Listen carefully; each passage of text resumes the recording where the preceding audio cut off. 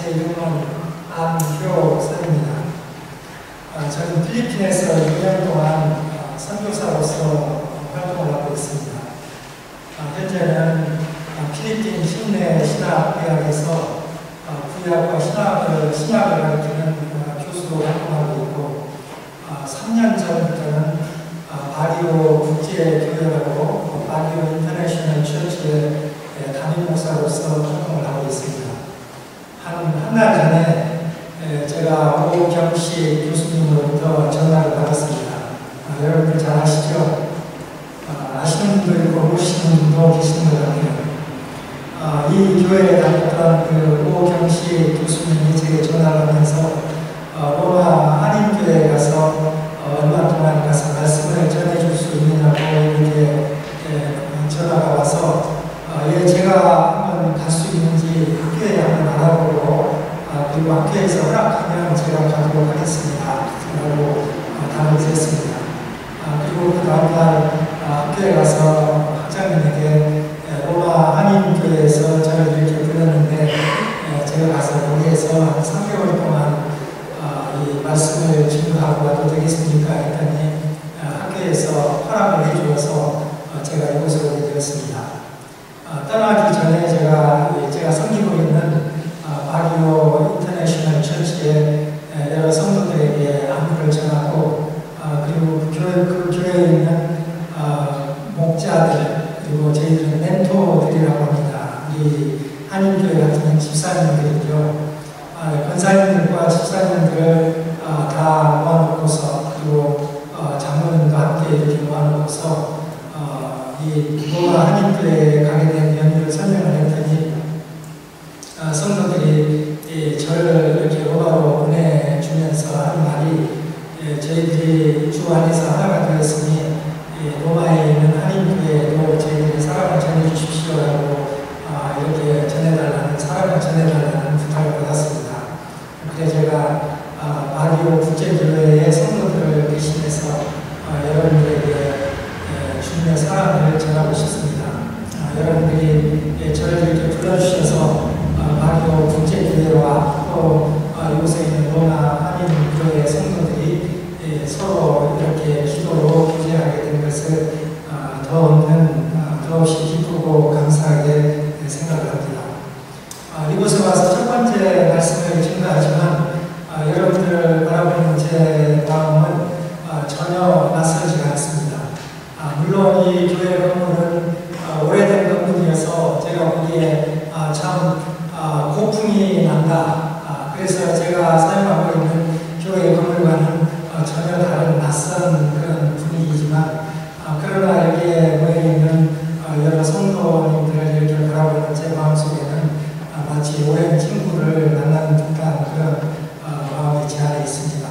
왜 그런가 하고 생각을 해봤더니 오경식 교수님이 다리가 되어주셔서 이렇게 함께 만나게 되었고 그보다 또 더 중요한 것은 우리 주님께서 이 바리오 국제교회를 위해서 그리고 로마에 있는 한인교회 성도들을 위해서도 십자가에서 피 흘려 돌아가시고 그분의 피로 말미암아 우리가 주 안에서 형제 또 자매가 되었으니까 제가 이곳에 와서 말씀을 전하는 것이 전혀 낯설지가 않습니다.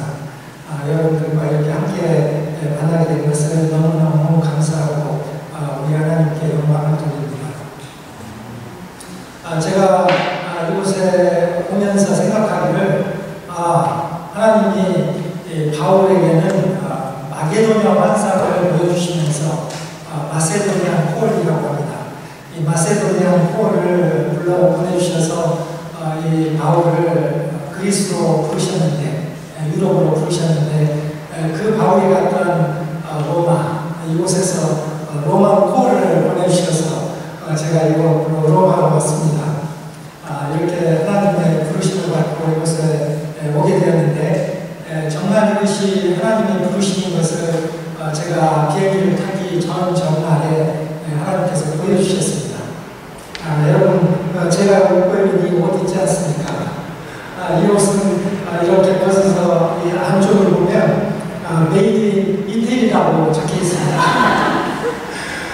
제가 이곳에 부름을 받고서 오려고 할 때 이곳에 오려면 10월, 11월, 12월, 1월 이 기간이 겨울이니까 겨울에 필요한 옷을 겨울옷을 가져오라는 준비하는 그런 연락을 받았습니다. 그 연락을 받고서 저는 참 난감했습니다. 왜냐하면 필리핀은 여름밖에 없거든요. 그래서 제가 가지고 있는 옷은 전부 바람이 쉥쉥 들어가는 그 여름 바지, 또 여름 티셔츠, 또 아주 가볍고 시원한 여름 양복, 아무데나 탱크로도 괜찮은 그런 양복, 아주 편한 그런 옷들만 있는데 또 구두도 구멍이 뚫려있는 샌들 구두 비슷한 그런 것만 있는데 로마에 겨울에 오면서 그런 옷을 입고 오면 어울리지 않겠다. 그리고 내가 어떻게 살아남겠느냐 이런 생각을 하고 있었습니다. 그래서 이곳에 오면은 뭐 겨울옷을 사든지 해야지 그런 마음으로 이제 준비를 하고 있었는데 떠나기 이틀 전에 저희 교회 조마르라고 하는 부목사가 와서 제가 그 부목사에게 바비 국제교회를 섬기는 데 있어서 주의해야 될 사항들에 대해서 3개월 동안 있을 여러 가지 행사들이나 주의해야 될 일들에 대해서 지시를 하고 있는 도중에 제가 이런 이야기를 했습니다. 그런데 내가 지금 로마로 가는데 그곳은 추운 곳이라 내가 여름 옷을 입고 가니까 좀 정신이 없다. 어떻게 해야 될지 모르겠다. 했더니 그 부목사 하는 말이 목사님 제게 이태리에서 만든 코트가 있습니다. 그랬어요.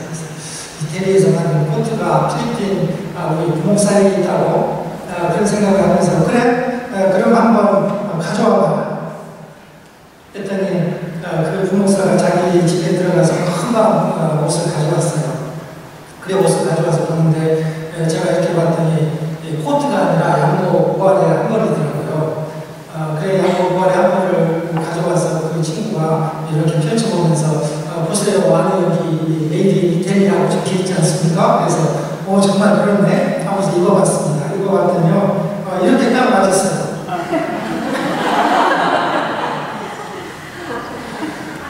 이렇게 딱 맞는 옷을 입고 바지도 조금 적었어요. 조금 적었는데 그걸 가지고 시내에 나가서 시장에 가서 이거 바지 좀 이렇게 좀 넓혀주세요.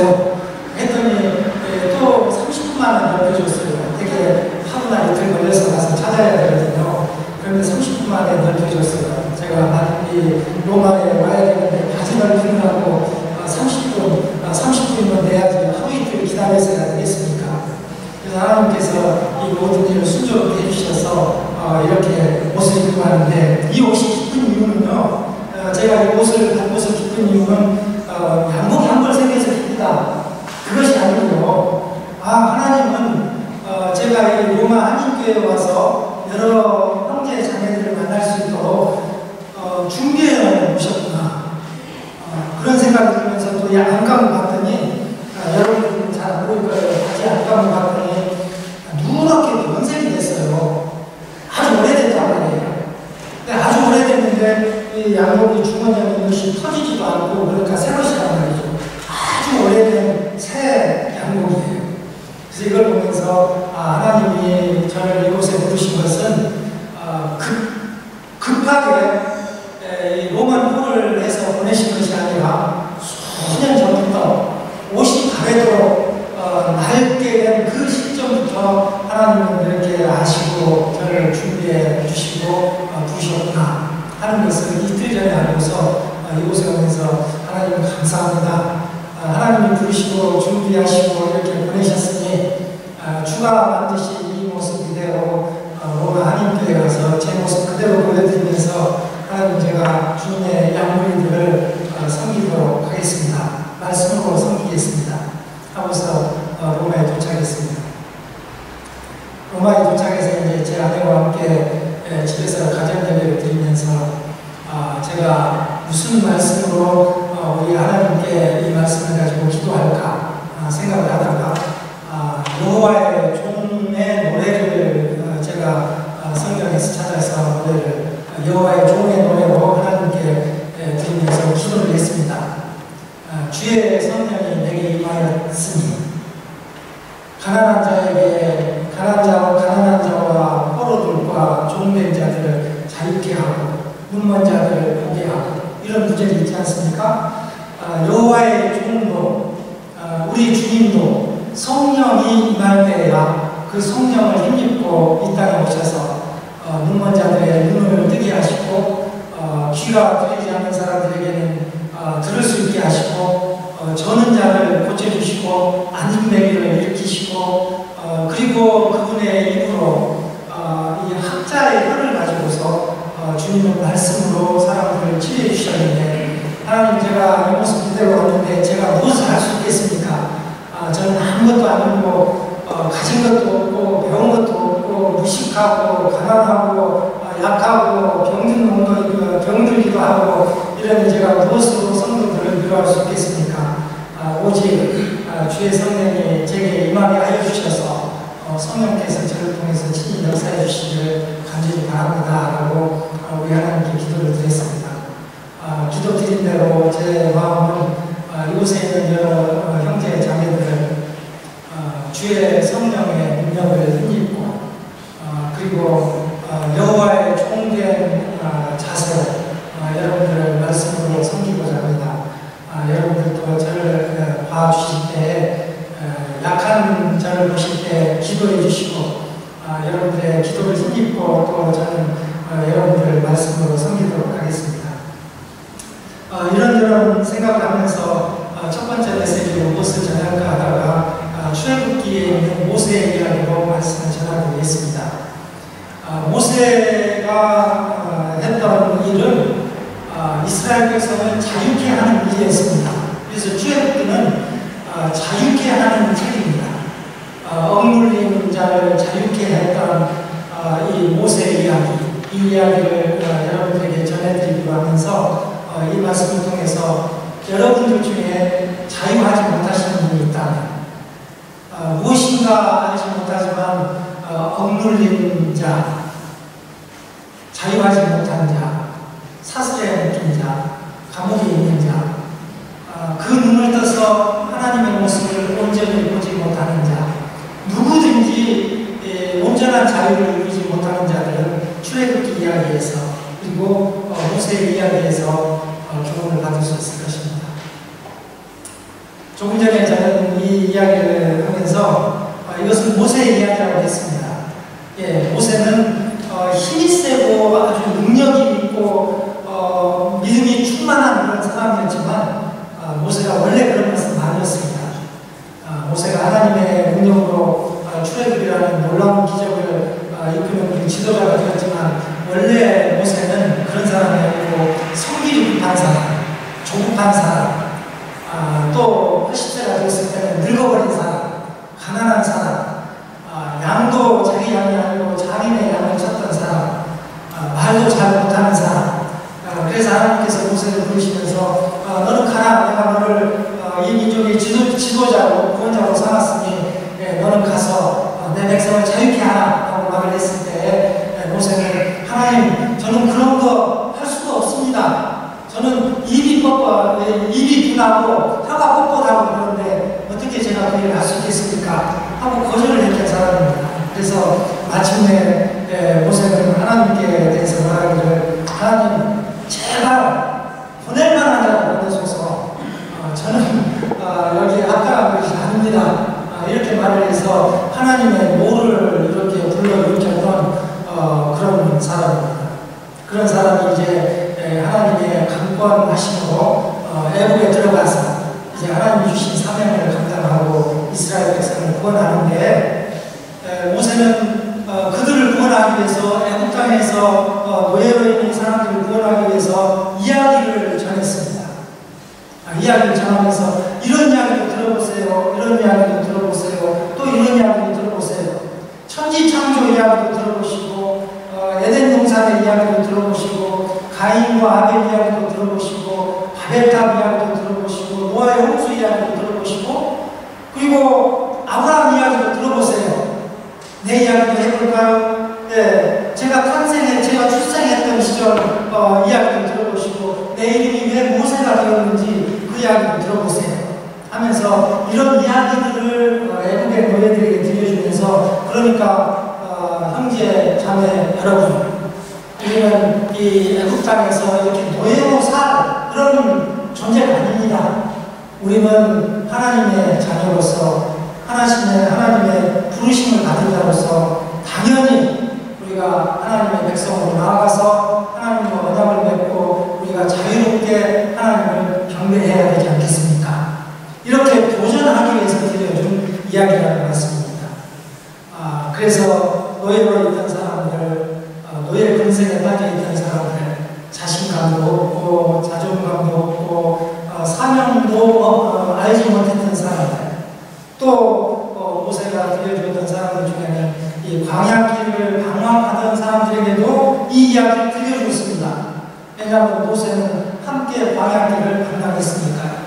그래서 삶에 지쳐있는 광야를 걷고 있는 이스라엘 백성들에게 이 이야기를 들려주면서 그러니까 우리는 힘을 내야 됩니다 라고 격려했던 그런 이야기예요. 모세가 80세가 됐을 때는 요단 동편에서 가나안 땅, 약속의 땅을 바라보면서 이제 나는 여기서 죽고 이스라엘 백성들은 요단을 건너 가나안 땅으로 들어갈 터인데 이 이야기를 들어보세요 하고서 이야기를 들려주는 거예요. 요단 동편에 있던 이스라엘 백성들은 아무런 전쟁의 훈련이 되지 않는 사람들이었습니다. 어떻게 싸울지 알지 못하는 사람들이 요단을 건너가면 그곳에는 강한 성과 군대가 있고 높은 성벽이 있고 100번 싸우면 100번 질 수밖에 없는 그런 대적들과 싸워야 되는데 그래서 그들의 마음 가운데는 두려움이 가득했는데 모세는 이 이야기를 들려주면서 그 이야기 중에는 자기의 출생 이야기가 있는 것입니다. 이 이야기를 들려주면서 이 이야기를 들어보세요. 내가 왜 모세가 되었는지 아세요? 라고 들려주면서 이 두려움에 떠는 자들에게 능력을 갖도록 자신감을 갖도록 믿음을 세워주기 위해서 들려주는 이야기가 것입니다. 그래서 만약에 우리 가운데 노예들처럼 자신감이 없고 자존감이 없고 사명을 알지 못하고 노예 근성에 젖어서 수동적으로 살아가는 사람이 있다. 또 한편으로는 광야길을 걸으면서 38년 동안 광야를 방랑하면서 일상적인 삶에 피곤하고 지치고 힘든 사람이 있다. 그리고 또 요단 동편에서 이 약속의 땅을 바라보면서 저건 내가 반드시 해야 되는 일인데 나에게는 그런 능력이 없어 라고서 두려움에 사로잡힌 사람이 있다면 그렇다면 모세의 이야기를 들어야 되는 것입니다. 그래서 오늘은 모세의 출생 이야기를 전하면서 여러분과 함께 하나님이 주시는 은혜를 나누고 싶습니다. 오늘 제목을 모세의 아이러니라고 설교 제목을 붙였습니다. 아이러니라고 하면은 한국말로는 역설이라고 하죠. 역설이라고 하면은 여러 종류의 역설들이 있는데 그 중에 한 가지는 이런 것이 있습니다. 나는 말이죠. 저는 꼭 이 길로 걸어가고 싶은데 그래서 열심히 하고 있었는데 이 길을 걷고 있었는데 나중에 보았더니 이 길을 향해서 걷는 것이 아니라 저쪽 길을 향해서 가고 있었구나 하면은 이것은 역설이에요. 나는 이런 목표를 가지고서 인생을 살아왔는데 내 인생을 다 살고서 마지막에 돌아보았더니 이 길이 아니라 저 길이었네. 저곳으로 가고 있었네. 이것은 일종의 역설이에요. 내가 의도하지 않은 그 결과대로 그 결과가 나타나는 것. 이건 아이러니고 역설이라고 합니다. 우리가 인생을 살면서 아이러니나 역설을 많이 겪는 것은 그것이 우리에게 무엇을 가르쳐주냐면 이 세상의 주권자는 내가 아니라 내 아닌 하늘에 계신 하나님께서 주권자가 되셔서 나의 가는 길을 인도하신다는 것을 가르쳐주는 것입니다. 그래서 이 출애굽기 모세의 출생 이야기에 나타난 아이러니를 보면서 세상 사람들은 이렇게 하려고 했는데 모세의 출생 이야기를 봤더니 결과적으로는 이렇게 되었더라 하는 그런 내용을 보면서 우리가 전능하신 하나님, 주권자 되신 하나님의 주권을 새롭게 인식하는 그런 계기가 되기를 바랍니다. 모세 이야기, 여러분 다 아는 이야기죠. 아마 주일학교 교사가 됐다면, 아니 교사가 될 필요도 없습니다. 여러분들이 주일학교를 다닌 적이 있다면 모세의 이야기는 다 들어서 아실 거예요. 그런데 오늘은 이 모세 이야기를 들으면서 처음 듣는 이야기죠. 그렇게 한번 한 구절 한 구절 살펴보도록 할까요? 1절 제가 읽어보겠습니다. 레위 가족 중 한 사람이 가서 레위 여자에게 장가들어. 1절을 보면은 이 모세가 자기의 가정 이야기, 자기의 출생 이야기를 하면서 먼저 가정 이야기를 하고 있습니다. 우리의 가정은 참 경건한 가정이었습니다. 라고 모세가 말을 하는 거예요.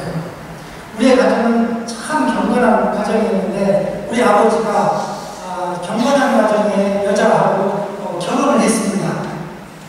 경건한 여자하고 결혼을 해서 그래서 임신해서 아들을 낳았습니다. 이런 이야기를 하는 거예요. 그런데 이게 무슨 특별한 이야기라고 임신해서 아들을 낳았다는 이야기를 했을까요? 다들 결혼하면 임신해서 아들 낳는 거잖아요. 예, 이런 평범한 이야기를 모세가 하고 있는 것입니다. 왜냐하면 이런 평범한 이야기가 평범하지 않기 때문에 그렇습니다. 당시 애국의 노예들은 결혼은 하지만 그들이 결혼해서 간절히 바라는 것이 있다면 임신하지 않는 것이었습니다. 왜냐하면 임신해서 아들을 낳으면 좋지만 딸을 낳으면 좋지만 아들을 낳으면 나이가 던져야 되잖아요. 그러니까 결혼을 해서 제발 임신은 하지 않도록 임신은 하지 않게 해주세요. 임신은 하지 않게 해주세요. 하는 것이 기도 제목이었을 거예요. 그런데 그만 덜컥 임신을 하고 말았습니다. 이러면 안 되는데 하고 임신을 해서 걱정하고 또 걱정하고 안타까워했을 거예요. 그래서 임신한 그 기간 동안에 이 아버지와 어머니는 이렇게 기도를 했을 거예요. 제발 아들이 아니기를 하나님 딸을 낳게 해주세요. 딸을 낳으면 살려도 되잖아요. 아들이면 다 죽여야 되는데 그랬는데 그만 아들을 낳고 말았습니다. 세상 살면서 자기 원하는 대로 되는 일이 어디가 있습니까? 나는 이렇게 하고 싶은데 결과적으로 봤더니 저렇게 되고 말았습니다. 아들을 낳았는데 그래서 탄식을 했는데 부모가 자세히 살펴보았더니 그가 잘생긴 것을 보고 죽일 수가 없잖아요. 그래서 숨겼습니다. 석 달 동안. 더 이상 숨기기 어렵게 됐습니다. 왜냐하면 아이는 자라면서 울고 또 우는데 그 목소리가 자꾸 커지잖아요. 그래서 큰 목소리로 우는 것이 마음에 쓰인단 말이에요. 주위에는 로마 병사들이 지나가고 있죠. 아이의 울음소리가 우렁차면 이건 아들이야 하고 들어와서 아들인 걸 확인하고 뺏어가서 나이가에 던질 거니까. 그래서 그런 일이 되기 전에 어떻게든지 뭔가 조치를 취해야지. 불가능한 상황인데 어떻게 하나 하고서 했던 일이 그를 위하여 갈대 상자를 가져다가 역청과 나무진을 칠하고 아기를 거기 담아 두었습니다. 왜요? 나일강과 갈대 사이에 두려워. 그래서 여러분들 다 아는 이야기예요. 그런데 이 다 아는 이야기 중에서 한 단어에 여러분들의 주의를 집중했으면 좋겠어요. 갈대 상자에 준비를 한 것입니다. 갈대 상자가 뭔지 아세요? 갈대로 상자를 만든 거예요. 우리나라 같으면 대나무로 상자를 만든 거예요. 그래서 우리들은 그런 상자를 보면서 옛날에 소쿠리라고 했습니다. 소쿠리 아세요? 네. 아주 초라한 이 박스예요. 대나무로 만든 박스. 이 갈대 상자, 이 대나무로 만든 박스에 아이를 두었는데 그런데 이 갈대 상자라는 이 단어는 히브리 성경에서 상자를 의미하는 것으로 두 가지로 쓰였어요. 한 가지는 뭐냐면 노아의 방주를 말할 때 이 단어를 썼어요. 노아의 방주를 말할 때 이 단어를 써서 그 방주를 나타냈는데 이 갈대 상자 소쿠리 안에 들었던 모세는 살아났잖아요.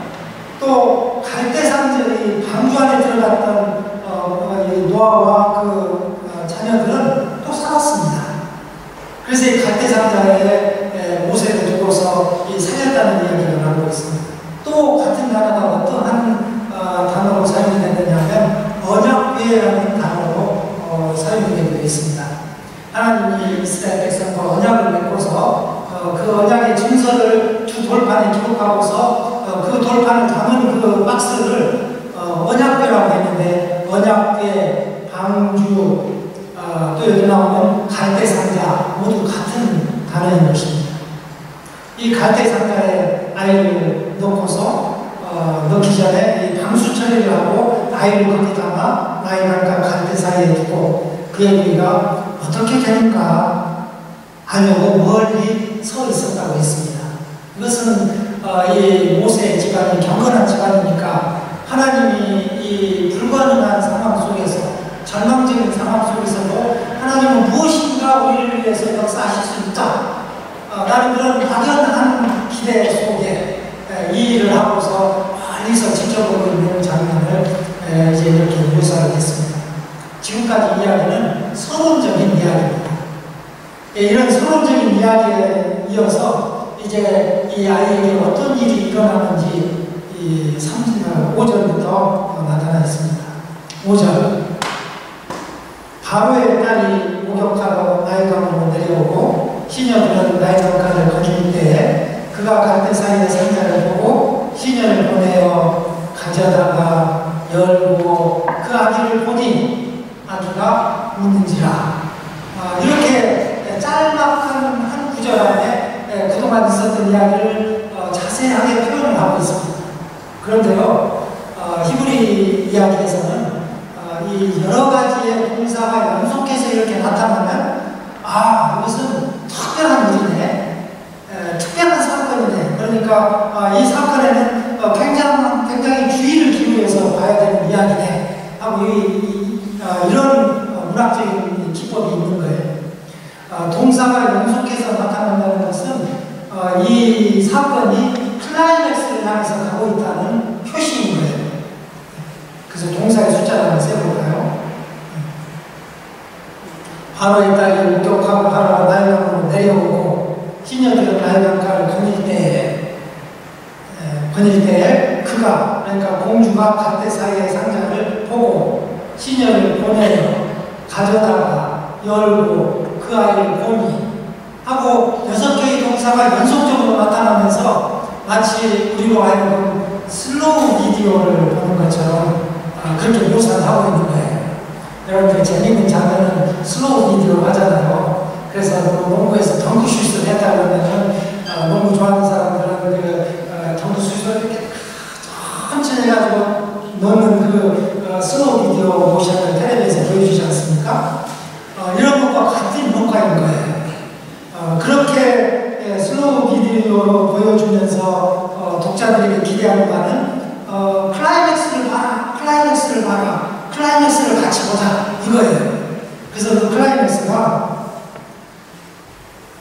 아기를 보니 아기가 우는지라, 이게 클라이맥스예요. 여태까지의 6개, 7개의 동사들은 6개의 동사들은 전부 과거형으로 기록되어 있어요. 과거형으로 기록되어 있는데 아기가 우는지라라는 이 단어는 현재형, 현재 진행형으로 기록되어 있는 것입니다. 그래서 이 비유로 하자면 지금까지는 흑백 영화로 계속 이렇게 보아왔었는데 클라이맥스에 들어서는 칼라로 갑자기 이렇게 보여주었다, 이렇게 생각을 하시면 돼요. 그래서 칼라로 보여주는 이야기는 아기가 우는지라. 그래서 이 아기가 우는 모습을 보면서 우리들은 이 아기가 아기도 느끼는 바가 있잖아요. 본능적으로. 아이고 여태까지는 엄마의 품속에 있었는데 갑자기 캄캄한 이 소굴에 담겨가지고 이 우리 실부시라는 나일강가에 갈대 사이에 있으니 거기에 위험하다는 것을 내가 본능적으로 아는 거잖아요. 그래서 아이가 몸부림을 치면서 울고 있는 모습이 이제 출애굽기 2장에 나타나 있습니다. 아기가 우는지라. 그랬더니 그 공주가 그를 불쌍히 여기는데 이는 히브리 사람의 아기로다, 이렇게 말하겠습니다. 아기의 우는 모습을 보면서 공주의 마음속에 모성애가 작동한 거예요. 모성애가 작동해서 이거 참 불쌍한 아이네, 살리고자 하는 생각이 들었단 말이에요. 있을 수 없는 일이잖아요. 바로의 공주가 히브리 사람들의 구원자를 살려내다니, 그건 생각할 수도 없는 일이에요. 생각할 수도 없는 일인데 일어났단 말이에요. 이런 것을 역설이라고 하고 아이러니라고 해요. 그래서 그 모세도 역설도 아이러니는 우리 인생사에서 하나님이 역사를 주관하시고 개개인의 삶을 주관하신다는 증거예요. 그 이후로 일어나는 분들은 7절, 8절, 9절 그의 무리가 바로의 딸에게인데 내가 가서 당신을 위하여 히브리 여인 중에서 유모를 데려다가 이 아이에게 젖을 먹이게 하리까? 하고서 또 말도 안 되는 이야기를 했습니다. 누나가 자기 동생을 살리고 싶은데 공주에게 가서 당신을 위해서 한번 유모를 데려와 볼까요? 했어요. 그랬더니 그게 통했습니다. 바로 이 딸이 그에게 이르기를 가라 하며 그 소녀가 가서 그 아기의 어머니를 불러오니 바로 이 딸이 그에게 이르되 이 아이를 데려다가 나를 위하여 젖을 먹이라. 나를 위하여. 있을 수 있는 일이에요. 있을 수 없는 일이란 말이에요. 바로의 딸은 자기가 무슨 말을 하는지도 모르고 그리고 히브리 사람들의 구원자를 살려내는데 그게 자기를 위한 일이라고요. 역설적인 일이에요. 하나님만 하시는 일이 아니면 이런 일은 일어날 수가 없는 거예요. 그래서 모세는 이 역설적인 이야기, 아이러니를 들려주면서 일어날 수 없는 일이 일어났습니다. 이것은 정말 흥미롭고 재미있고 우리가 온 주의를, 우리의 주의를 다해서 깊이 생각하고 또 생각해야 될 일인 것입니다. 라고 모세가 그의 백성들에게 이야기를 전해주는 거예요. 그래서 그 모세의 어머니는 그 아이를 데려다가 젖을 먹여서 키웠습니다. 누구의 돈으로요? 바로의 공주의 돈으로요.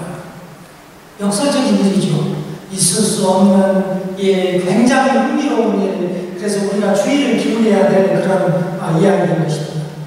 그 아이가 자랐습니다. 그래서 바로의 딸에게 그 어머니가 데려다 주었습니다.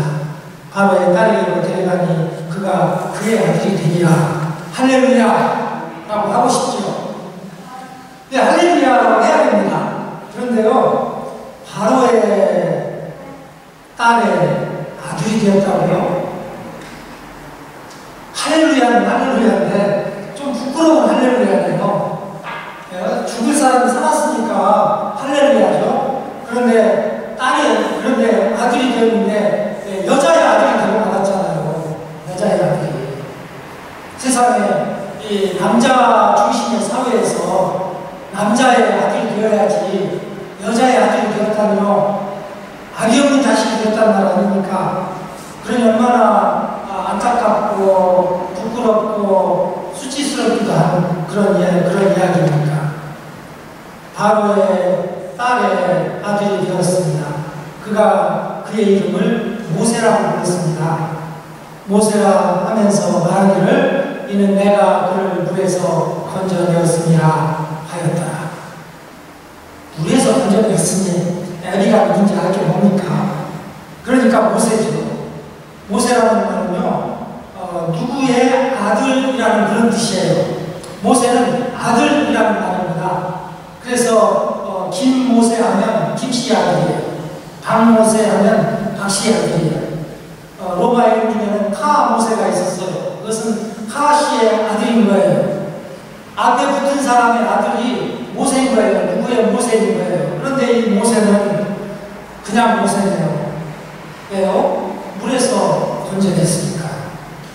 모세는 자기 이야기를 들려주면서 잘 생각해보세요 라고 애국의 노예들에게, 광야를 방랑하는 사람들에게, 또 약속의 땅을 정복해야 되는 이길 수 없는 싸움을 해야 되는 그 백성들에게 이야기를 전해주면서 나는 모세 아닐까요? 라고 이야기를 하고 있어요. 왜요? 이 모세는 물에서 건져냄을 받았습니다. 그래서 세상 사람들은 말하기를 이는 모세라. 아비가 없어요. 그래서 부끄럽기도 하고 구원을 베풀 자가 없기도 하고 도움을 줄 자가 없는 사람이고 가난한 사람이 돼야 되고 못난 사람이 돼야 되고 이 세상에서 아비 없는 자식처럼 불쌍한 사람이 어디가 있겠습니까? 그런데 하나님은 이 아비 없는 이 자식을 불러가지고 하나님의 모세로 삼으신 거예요. 그래서 이 모세라는 이 단어의 히브리어 뜻을 보면은 물에서 건져내다라는 뜻인데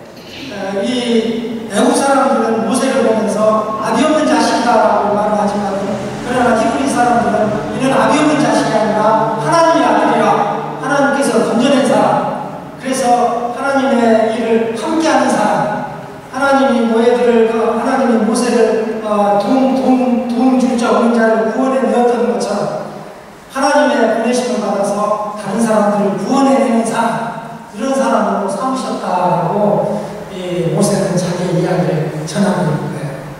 어느 위기에 또 역설이에요. 세상 사람들은 저는 가난해, 저는 못났어, 저는 말을 못해, 저는 키가 작아, 저는 아름답지 못해, 이런 이야기를 하지만요, 하나님은 이런 사람들을 들어가지고 쓰신다니까요. 그래서 가난한 자를 들어서 부한 자를 부끄럽게 하고, 약한 자를 들어서 강한 자를 이기게 하시고, 말 못한 자를 들어서 말 잘하는 사람을 이기게 하시고. 그래서 시편에 보면 하나님의 속성, 하나님께서 기뻐하시는 것이 뭐냐면, 하나님은 젖먹이와 어린아이에게서 나온 찬송을 듣기를 기뻐하신다고 했습니다.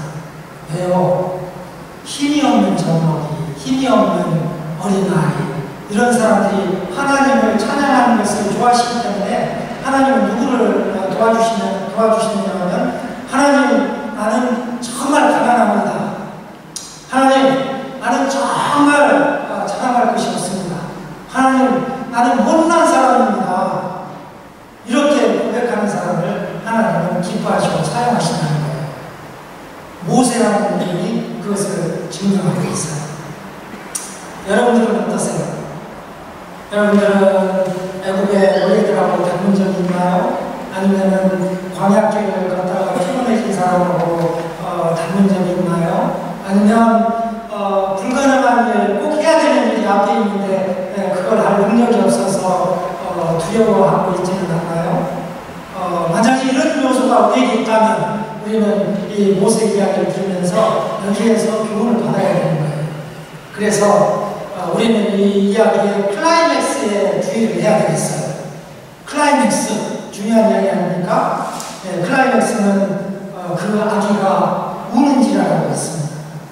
어디서요? 갈대산장에서요. 방주에서 울고 있었습니다.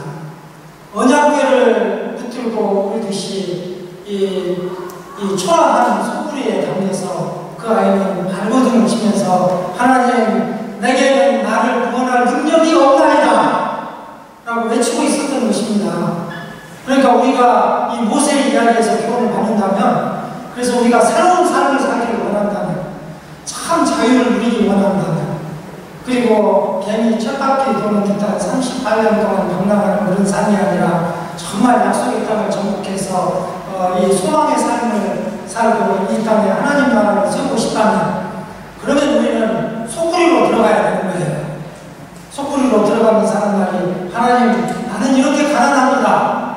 가난한 자는 복이 있나니 천국이 저희 것이니라. 그러니까 하나님, 나는 가난합니다.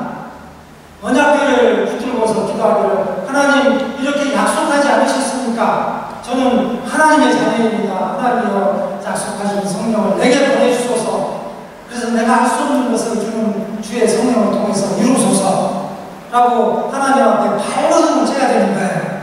어디서요? 소쿠리에서, 방주에서 언약궤를 붙들고 예수 그리스도 안에 들어가서, 구원의 방주 되시는 예수 그리스도 안에 들어가서 그리스도의 몸인 이 교회로 와서 여기서 발버둥을 치면서 하나님께 기도하기를, 하나님이여, 나는 가난하고 공부하오니 하나님 나의 도움이 되소서, 나의 구원이 되소서라고 이렇게 기도해야 된다는 말입니다.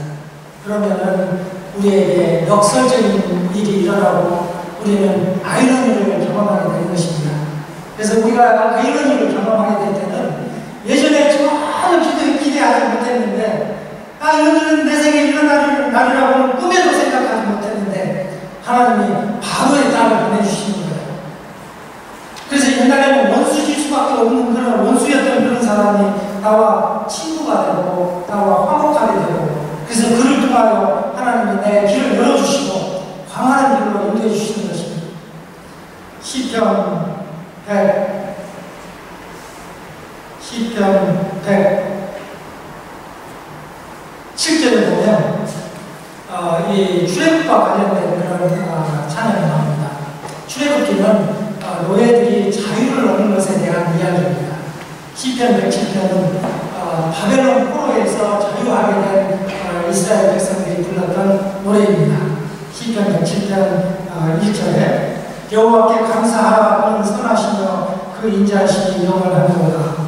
여호와의 속량을 받은 자들은 이같이 말할지어다. 여호와께서 대적의 손에서 그들을 속량하사 동서남북 각 지방에서부터 모으셨도다.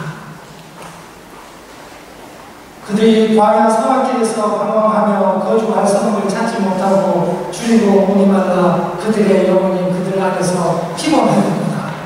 이에 그들이 근심 중에 여호와께 부르짖으며 그들의 고통에서 여시고 또 바른 길로 인도하사 거주할 성읍에 이르게 하셨도다. 여호와의 인자하심과 인생에 행하신 기적으로 말미암아 그를 찬송할지어다. 그가 사모하는 영혼에게 만족을 주시며 주린 영혼에게 좋은 것으로 채워주시니이다. 우리가 이 소풀에 들어가서 언약을 붙들고 주님 안에서 교회 안에서 하나님께 부르짖으면 하나님이여 나는 가난하고 권고하오니 나의 구원이 되소서라고 기도하면 하나님은 우리에게 이렇게 축복해 주십니다. 107편 35절 그분이 하시는 일은 또 광야가 변하여 못이 되게 하시며 마른 땅이 변하여 샘물이 되게 하시고 우리의 인생을 바꿔주신다는 말씀입니다. 우리의 삶에서 전혀 기대하지 않았던 역설적인 일, 아이런 일을 하나님은 주권적으로 우리의 생애 가운데 일어나게 하시고 우리의 운명을 바꿔주신다는 말입니다. 이런 일이 일어났을 때는 이 포로들은 이렇게 또 노래를 했습니다. 시편 126편 여호와께서 시온의 포로를 돌려보내실 때 우리는 꿈꾸는 것 같았도다. 그때 우리 입에는 웃음이 가득하고 우리 혀에는 찬양이 찼었도다. 그때 문 나라 가운데서 말하기를 여호와께서 그들을 위하여 큰 일을 행하셨다 하였도다. 여호와께서 우리를 위하여 큰 일을 행하셨으니 우리는 기쁘도다. 여러분 소쿠리로 들어가서 거기에서 언약궤를 붙들고 기도하세요. 주 안으로 들어가서 교회에 와서 그리고 발버둥을 치면서 우리 하나님 내가 가진 것은 아무것도 없사오니 하나님이여 나의 구원이 되소서. 나를 악어의 입에서 나를 구원해내시고 하나님 나를 이 홍수에서 건져내소서. 이렇게 기도하면 하나님은 우리의 포로를 돌려보내주시고 그때는 우리는 꿈을 꾸는 자같이 기쁘고 우리의 입에는 한마웃음이 가득하게 된다고 그렇게 약속하신 것입니다. 여러분 웃고 싶으세요? 웃으세요? 아니요? 먼저 우세요. 소쿠리에 들어가서 울면 하나님은 우리의 울음을 변하여 웃음으로 바꿔주시고 우리의 탄식을 변하여 기쁨으로 바꿔주시고 그래서 주위에 있는 사람들이 로마 한인교회를 보면서 야 로마 한인교회는 목자 없는 양떼인 줄 알았더니 하나님이 그들의 목자가 되셨구나. 이런 찬양이 이런 고백이 우리들의 주위에서 나올 것입니다. 여호와께서 지금까지 이 교회를 지키신 여러분들에게 축복하여 주셔서 여러분들의 입에 한마웃음이 가득하고 여러분들이 꿈꾸는 것처럼 그렇게 기쁜 생애를 살게 되기를 주의 이름으로 축복합니다.